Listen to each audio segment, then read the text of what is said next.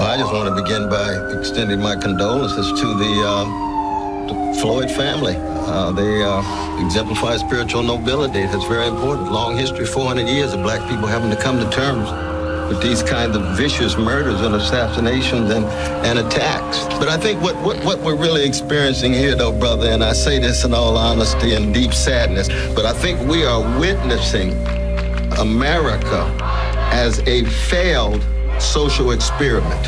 And what I mean by that is that the history of black people for over 200 and some years in America has been looking at America's failure. Its capitalist economy could not generate and deliver in such a way that people could live lives of decency. The nation state, its criminal justice system, its legal system could not generate protection of rights and liberties. And now our culture, of course, is so market-driven, everybody for sale, everything for sale. It can't deliver the kind of nourishment for soul, for meaning, for purpose. And so when you get this perfect storm of all of these multiple failures at these different levels of the American empire, and Martin King already told us about that. When I saw those pictures there in Atlanta, you could see Martin right there in Atlanta saying, I told you about militarism, I told you about poverty, I told you about materialism, I told you about racism and all of its forms. And what we've seen in America is now these chickens coming home to roost. And in this instant, you have Brother George, where it is so clear it is a lynching at the highest level. Nobody can deny it. And I thank God that we have people in the streets. Can you imagine this kind of lynching taking place and people are indifferent? People don't care? People are callous? But you know what's sad about it though, brother?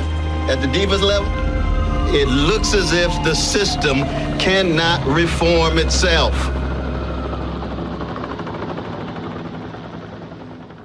I'm the son of a police officer.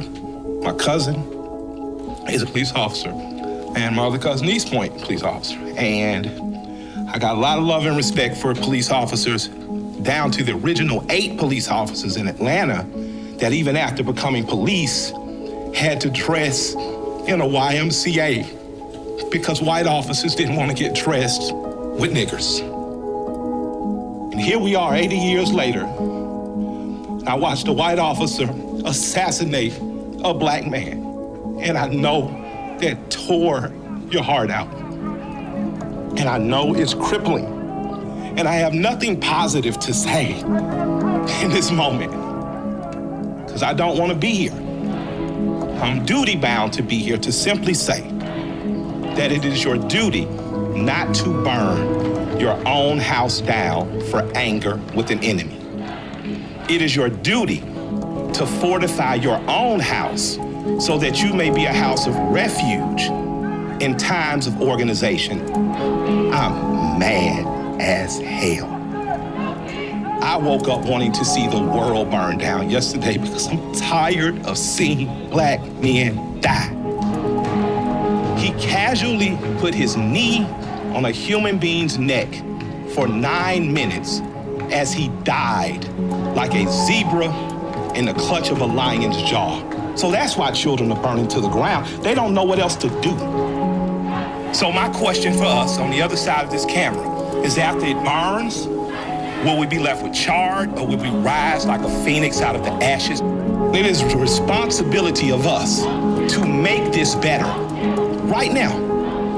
We don't want to see one officer charged. We want to see 4 officers prosecuted and sentenced. We want to see the system that sets up for systemic racism burnt to the ground. But what I can tell you is that if you sit in your homes tonight, instead of burning your home to the ground, you will have time to properly plot, plan, strategize, and organize and mobilize in an effective way. And 2 of the most effective ways is first taking your butt to the computer and making sure you fill out your sentences so that people know who you are and where you are.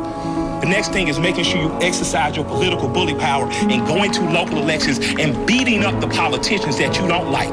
Now is the time to do that, but it is not time to burn down your own home. Now is the time to plot, plan, strategize, organize, and mobilize.